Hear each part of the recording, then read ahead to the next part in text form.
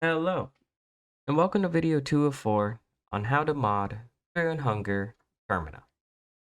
In this video, I'm going to go ahead and show you on how to create custom items, equipment, making those items and equipment show up in the game's RNG pool, and how to create skills, as well as making your weapons, if you choose to have so, battle graphics, show up with the appropriate weapon. So whenever you're swinging a two-handed weapon, you're not using the game's default knife. So let's just get into it. First things first, let's go make ourselves an item. Head on over to the database and select items. Now for the first half of this video, if you already have a strong knowledge of Fear and Hunger, you can pretty much skip towards the later half where I show you how to add it into the game's RNG pool. If not, for the sake of things, let's go down the list. So first, give your item a name and then a description if you want. It's entirely up to you, but I find it very helpful if you know what your item actually does. An icon if you want. And if you're going to make a description that's somewhat long, in the notes section, you're going to want to go down to the second line and input the rest of your text. Afterwards, pay attention down towards the bottom. As for the menu category, tells you what part of the menu in the item section will your stuff be in. So you can see menu category healing. This would go into healing. For example, the Gall Brother head would go in body bag. So just keep that in mind. Otherwise, your item might not show up where you want it to.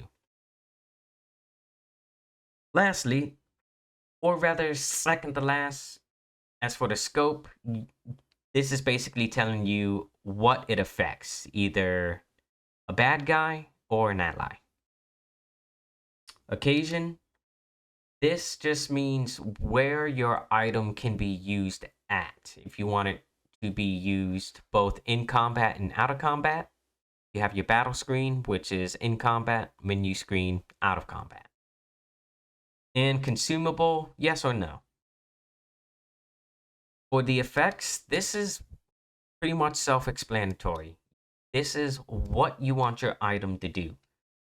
You're going to want to use the second box down here because this dictates what your item's going to restore at a flat value. As for your states, this is basically your status effect. If you want your item to remove a status effect, just go to remove state or add state. Now, that's pretty much it for items. Let's move on to weapons. Now, like I said, if you know your way around Fear and Hunger, you don't necessarily need to have RPG Maker knowledge to figure all of this stuff out. So find yourself a nice empty space. Name your weapon. Give it a description if you want. As for the weapon type, because it's a two-handed weapon, I just left it at Big Sword. And the animation, I kept it the same as the Great Sword. So for the notes section, you might see all this down here. This you can just copy and paste from any weapon in the game. It really doesn't matter, as I haven't noticed a difference of having it in. If you want to make your item craftable, which I would recommend against, as the only way to create weapons and armors, at least the bulk of it, from my experience, is only going to be a Bella. I tried to have it craftable without using the weapon craft or armor crafting skill, but it just won't show up. So unless you're gonna be playing as Abella a lot, you're gonna want to keep whatever you're making not craftable. I mean, you can if you want, but I haven't necessarily have the know-how on how to get it to show up properly. And as for the good stuff, go ahead and add in how much damage you want your weapon to do, or increase your max HP, or whatever. This is your custom weapon. You do you. Give your weapon an attack property. From what I've been told by a certain wise skelly man, if your attack elements, if you have more than one, it deals the highest value. So if an enemy is weaker to fire, it will attack with the fire element rather than otherworldly. As for the status effects, all you would have to do, right click edit, and head on down to attack state. And this is going to give you every state in the game. Now, I will include a appendix on all of the common states you're going to be using if you choose to do so. So you don't have to go back to a certain point in the video and listen to something, but instead you can just read it down in the description below. So after we got weapons out of the way, animation, that's just a special effect afterwards. So let's head on over to armors, and pretty much the same as weapons in terms of knowledge base. You're going to have your icon, name, description. Let's go down to Lost Best. Armor type, light armor, heavy armor, really doesn't matter. If you want it to be an accessory, head on down to equipment type, body, head, shield, accessory, wheelie heelies. And if you want to give it a special passive state, in my experience, adding the state rate happy won't do it. You're going to want to copy paste passive state 225. Or if you want it to be the sad state, 226. So that's just a footnote. Afterwards, go ahead and give your armor its defensive values.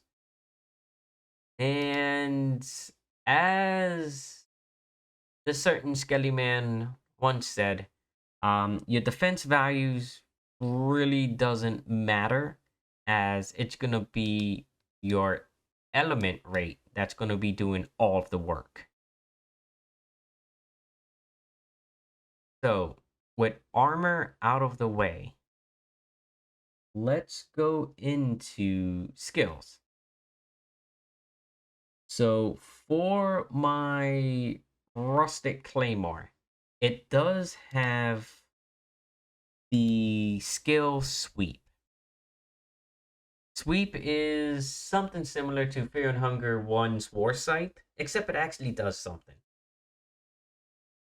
So just like always, give your skill a name, a description, icon if you want, and the damage type if you want it to be slashing, HP damage, and the damage formula, which can either be the same formula that Fear and Hunger normally uses, If you wanted to deal a little bit extra damage, just go type in a flat value and a plus. Or if you want it to be a flat value, similar to how the Heartless one has all of her damage, which is why she deals obscene and disgusting amount of damage. Just go type in a flat value. Now, as for the skill type, go ahead and select skills. I know there's two of it, but go ahead and just select the first skill you see. The cost, if you want it to cost something. The scope, if you want it to affect all enemies, or if it's a healing skill, all allies, or a single ally. And occasion, unless it can be used out of combat, just keep it at battle screen. If it's a healing, menu screen, or always. Hit type, you're going to want to pick either a certain hit, if it's always going to hit, or do something, or physical or magical. Physical and magical really doesn't matter, as your element type is going to be doing all of the heavy lifting. As for the animation, same thing like a weapons animation for the special effect, if you wanted to do something flashy. And how many times that skill activates. So let's say this is pretty much similar to the Heartless one's weird feather skill. This one's going to attack the player 9 times. And I say attack the player because this is a skill that one of my custom boss fights uses. Ah, man, can't talk today. So if you want, go ahead and go nuts. If you want your skill to recover HP, add it or remove a status effect, or do whatever.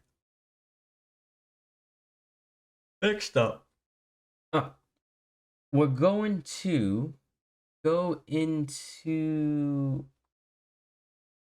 adding your stuff into the game's RNG. So now, don't be too intimidated if you're not a programmer or you don't know how to script. I, for one, am not a programmer, and I have very little knowledge of scripting. But just like a wise skelly man once told me, copy and paste and then edit. And that's basically what you're going to do, both for this video and the next video, which teaches you the basics of how to create a custom encounter.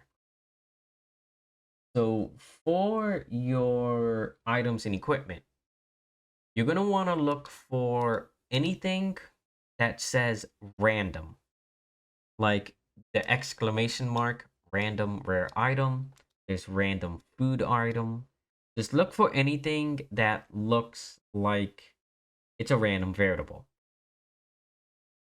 And after you select your field, you're going to want to increase the variable by how many additional items you're going to add. Originally, this was set at 53, but because I added leg guards, I had to increase it to 54.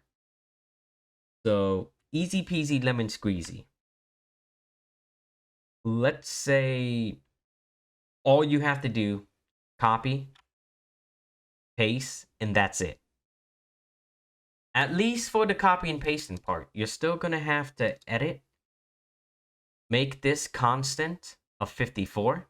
So when the game rolls its dice and looks through 1 through 54, you have a chance of finding your item. As for the text, just go type in whatever you want. And just like in the base game, whenever you pick up an item, the name of the item is a separate color. That's what the weird slash C bracket in 2's for.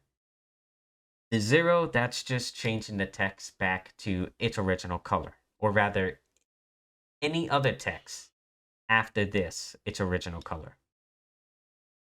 And all you're going to need, if it's an armor, go ahead and just select your armor. If it's a weapon, on the other hand, all you would need to do is right-click, new, change weapon, change items, change whatever. Change weapons, and give yourself whatever additional weapon you want. If it's a weapon. So that's pretty much straightforward. How to add your item or equipment into the RNG pool. Lastly, which will require some trial and error, if you want your custom weapon to show up as intended, you're going to want to go down to battle graphics, which is in the 240s. This will look more intimidating than adding your item into the RNG pool, for a good question. This is the tedious part, because once you add in your custom weapon, unless you want that weapon to just be the knife, this is where you're going to have to spend most of your time in. I would recommend leaving the upper portion alone. However, when you go to copy and paste your if-else statement, armor, or rather just your weapon into different characters, you're going to need to pay attention to one such thing, and that is this part right here. The N bracket number tells the game what character this text belongs to. So N1 would be Levi. For anyone else, let's go with Dan. Dan, as you can see, is going to be N4.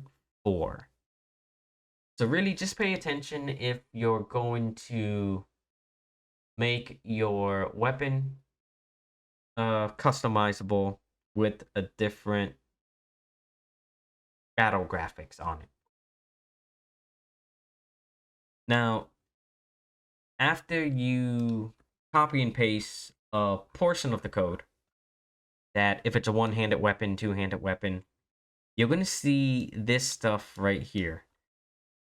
If Levi equipped blood sword, script, game actors. Game actors is just what character. As for the ID number, 0001 is going to be Levi. As for the setBattlerImage, it's going to be actor 1_2_blood. Now, this is where the trial and error is going to come into effect. But as you can see, with the blood sword and red virtue, it's properly named. But with other weapons, like the axe, you can see actor 1-2 handgun. I don't know what's going on. I really didn't touch that. But it works as intended in game. So just be aware that your custom weapon might look and act wonky. So that's where the trial and error is going to take place. As for two-handed weapon properties, just copy and paste towards the end and go ahead and add this after your if-else statement. You don't want to have it inside of another if-else statement, otherwise I don't know what's going to happen. Most likely the game's going to break. So after you have your custom battle graphic that you want, there's more down here that you're gonna have to take care of. And that would be accuracy boost or any other increase. So as you can see, it's pretty much the same thing. If Levi has learned melee proficiency, change state, accuracy boost. And that's pretty much it.